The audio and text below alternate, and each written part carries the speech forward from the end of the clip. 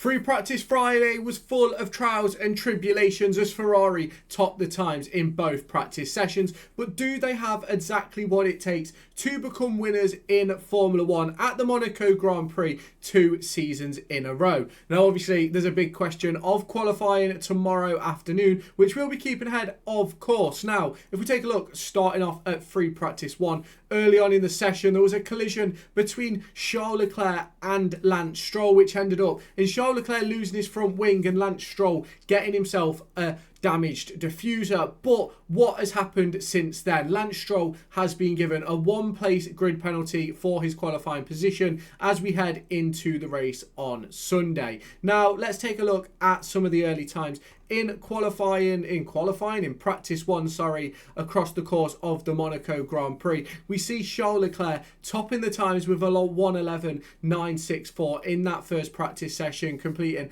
33 laps. Some more important ones to note: Alex Albon in P4, Mercedes down in P6. You had the Alpine of Franco Colapinto down in 19th, whereas Pierre Gasly was there in 8th. Nico Hülkenberg put in some good laps in that Kick Sauber, and Isack Hadjar had a bit of a difficult day. Now, Max Verstappen in Free Practice 1 finished in P2 with a 1:12.127. The McLarens in 3rd and 5th. Obviously, a bit of an interesting day for them. Still sort of, I'm not going to say that McLaren are getting to grips with their car, but they're certainly sort of have that best car, and ultimately I just think they don't have the drivers to extract it. Now, obviously, if we talk through the first practice session, the likes of Lewis Hamilton's a little bit further down than probably anticipated. He never really got a clean run in, a 1:12.69 for him. You look further down, you look at the likes of Yuki Tsunoda in 14th place, never really got a proper clean lap in, and we know that Yuki Tsunoda has struggled across the course of this season so far. Now, Ollie Behrman and Esteban Ocon, I'm not entirely sure how to sort of judge Haas across the course of each weekend, because ultimately they're one of those teams that just doesn't seem to have a consistent performance baseline, which makes it really, really interesting when you're looking at them, because coming into any weekend, you don't really know where they're going to find themselves. Liam Lawson struggling again in the Racing Bulls in that first practice session. But let's take a look at the second practice session then while we're here. It ended with Charles Leclerc finishing at the top of the times with a 1:11.355, 31 laps on the board for him. Lewis Hamilton, his Ferrari teammate, just a 10th down. Now, all of that time for Lewis Hamilton against Charles Leclerc, I believe, is in Sector 1. So there's very much a possibility we have got two Ferraris fighting for pole position tomorrow. Both the McLarens are 2nd and 4th. Piastri just 3 thousandths away from Charles Leclerc, whereas Lando Norris finds himself 3/10ths away. The Racing Bulls of Liam Lawson and Isack Hadjar come in 5th and 6th. Isack Hadjar had a very, very tough session. Hit the wall at the Novell chicane early on, which popped his left, I think it was his left rear. Then later on in the session, I think going on into turn 1 and up the hill, caught his rear end on the exit wall of turn 1 and ended up carrying him round the, I'm not sure if it's polythene or polystyrene, I'm not sure what the wrapping is that goes on the barriers, but he was dragging that around the track with him and found himself in sort of all sorts of different angles as he was following through the rest of the track. You then had Fernando Alonso in P7 with Alex Albon in P8, Kimi Antonelli P9 with a 1:12. That you then had Verstappen and Yuki Tsunoda 10th and 11th. Not much to separate the two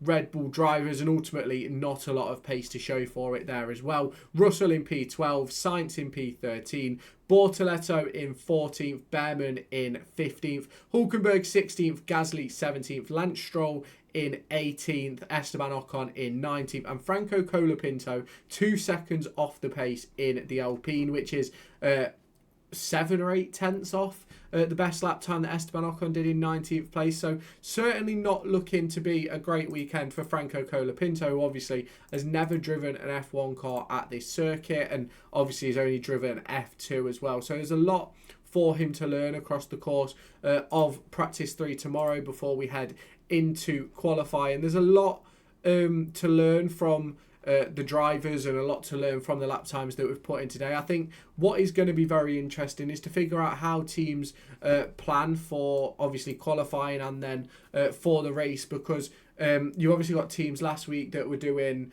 the medium strategy in qualifying 2, which obviously got Aston Martin all the way through into Q3, knocking out both the Ferrari drivers, which was very, very interesting to say the least. And there is a possibility that that could happen again tomorrow with Williams testing out next to each other the soft and the hards. Now, obviously, a lot of the questions that are going to come from this is maybe to do with race pace. And for me, I think when you're looking at the race pace of any Monaco Grand Prix, it's really difficult to actually judge who's going to be where, because at the end of the day, the most important pace for a Monaco weekend is obviously your quali pace. If you qualify in pole position, you can essentially run the show. And obviously this year with the three stints that you're going to have to do with the 2 pit stops, it sort of changes the dynamic a little bit, especially for that first pit stop. And obviously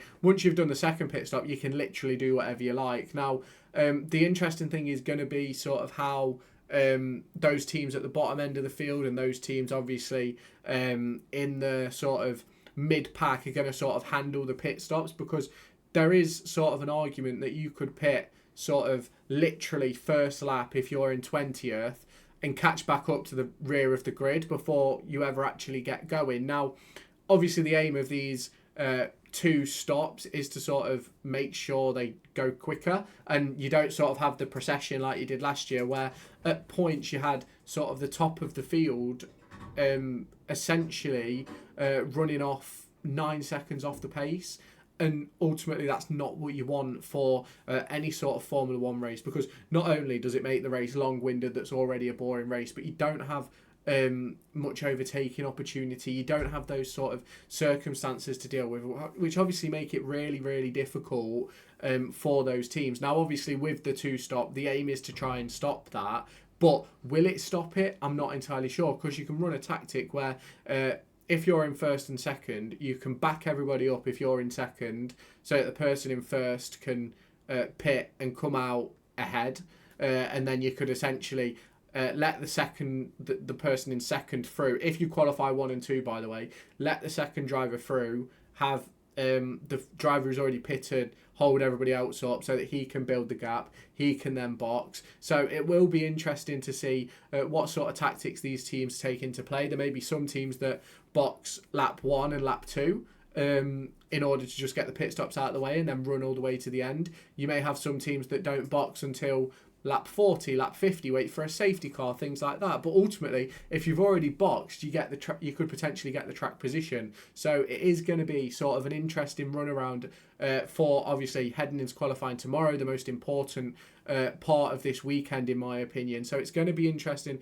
to see how it does develop over the course of obviously the next few days. And obviously, we will be back tomorrow with a full review of qualifying and free practice free, because it's going to be very, very interesting to see how it does all shake out. I am intrigued to see what does happen with obviously the race with the 2 stops. It's going to be very, very interesting. I know a lot of people have advocated for it, but I'm just not quite sure what to think about it. Now, obviously, if you have not done so already, make sure you hit that subscribe button, you turn on that notification bell, and stay tuned for all of your latest Formula 1 content heading your way. News, previews and reviews. There's been a ton of videos on the channel over the course of the last few days discussing the likes of Sergio Perez, Franco Colapinto, and the drama that could be facing McLaren. So if you have not done so already, make sure you check those videos out, and I'll catch you in my next one.